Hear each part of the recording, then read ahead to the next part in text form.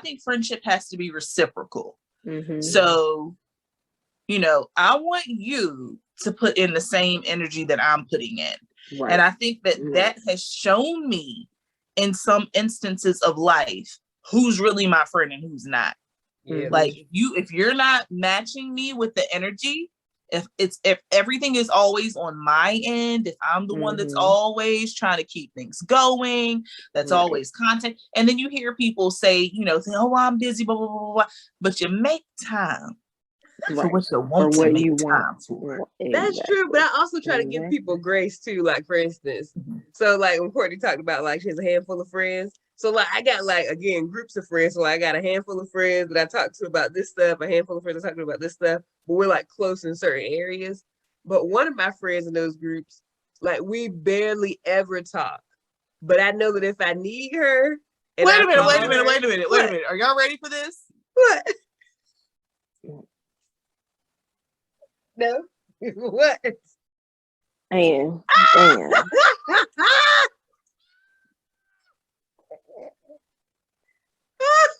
She's muted the cameras off. Right.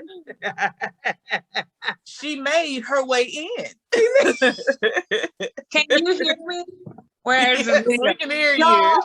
You would not believe how much fun I'm having today. Hold on. Why can't I get my video to work? Who put the laughing emoji? Me. Can you crack it up? Bless Hold on. At the bottom is where the teachers are. Oh, okay. Man, well, hello. You look beautiful. Right. Thank you.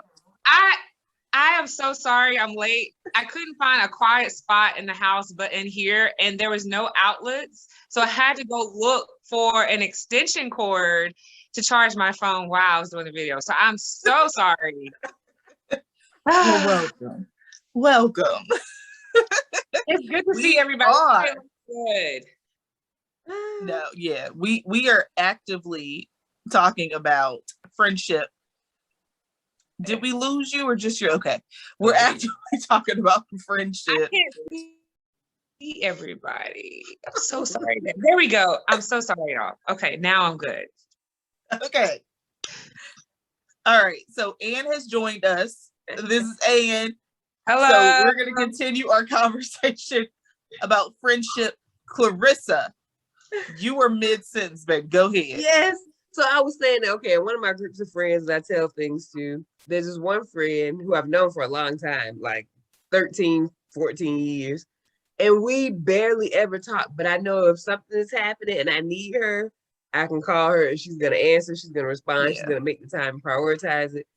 But like, I feel like you have to judge your friendships based on like their track record too. So even though they might be really, really busy now, or their personality, maybe they're just not one to engage as much, but they can be like a ride or die. So I think it just depends. So that's not what I'm talking about. I'm not talking about situations like that. Okay. I'm talking about situations where you start to notice the pattern that I see. I'm trying with this friend. Oh yeah, they ain't my friends then. They're not your friend. And I think, we've had conversation, that's your lunch buddy, and they don't get a good gift for Christmas. I know, Courtney, we've had conversations before where we've said that we would like, it will be a podcast, but I think it was one of the topics kicked things that I wish I knew. And I know that we have spoken about letting the younger generation, the generations below us, kind of hipping them to some things that maybe we weren't necessarily told or taught. And I think one of the main things that I would say is do not waste time on superficial friendships. Don't chase friends. Don't try to make somebody like you, because there's nothing that you can do that's going to make them like you or make them want to be your friend. Not no money, well, okay. They're not going to be your friend. They're going to be a hanger on, but just don't waste your time.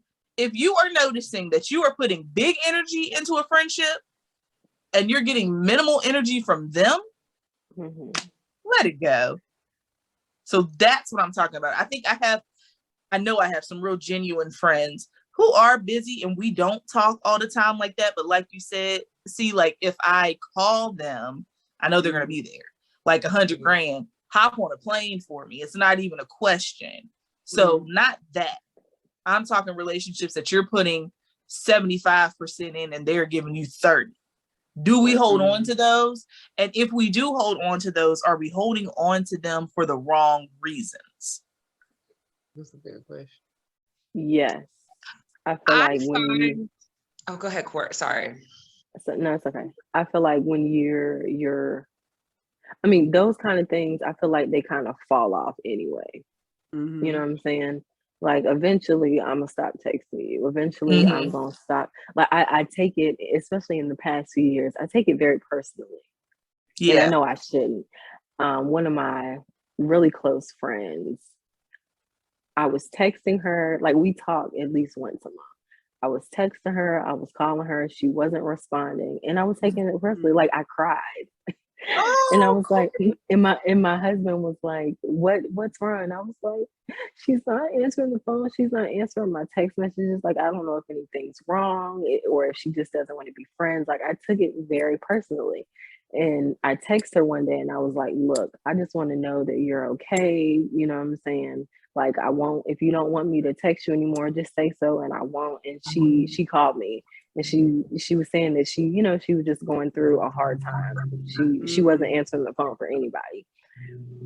And, I took that personally because I'm not just anybody, but also, you know what I'm saying?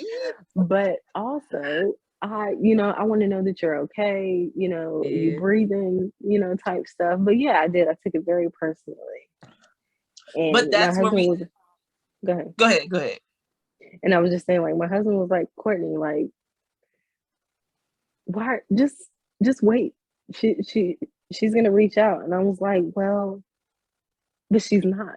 And I just couldn't understand, like, right, why, you know what I'm saying? Why you're not. But I understand now that people go through things, and sometimes talking is hard, and so and that's good because that's the honesty factor that we were talking about, where you can be honest, like, hey, look, is something going on?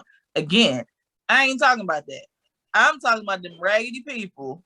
I want to see what Annie's gonna say, because I do have an answer now though. But Anne, go ahead, come on in. Well, I hope I'm kind of following through with I'm on topic, because I was gonna say tenure is a thing with friendships.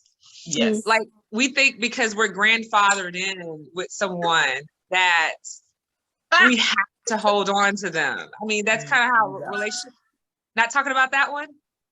No, yeah, you're good. Okay. So I have a hard time with that. And that's personal for me. Having friendships where I've had friendships for years, and people grow, you grow apart, and you can mutually grow apart. I think that's the easiest, closure. Because even if you're not friends with them, you still can say, I have a relationship with that person, but we're not as close, or we're not the best of friends as we used to be. But sometimes we think because we've had tenure with someone that we have to have this longevity. We have to continue this long-term friendkind and you've outgrown that person, or that person's outgrown you, or circumstances have happened, but you kind of, you kind of let them get away with things that you wouldn't let other people get away with. And that's a thing, A word.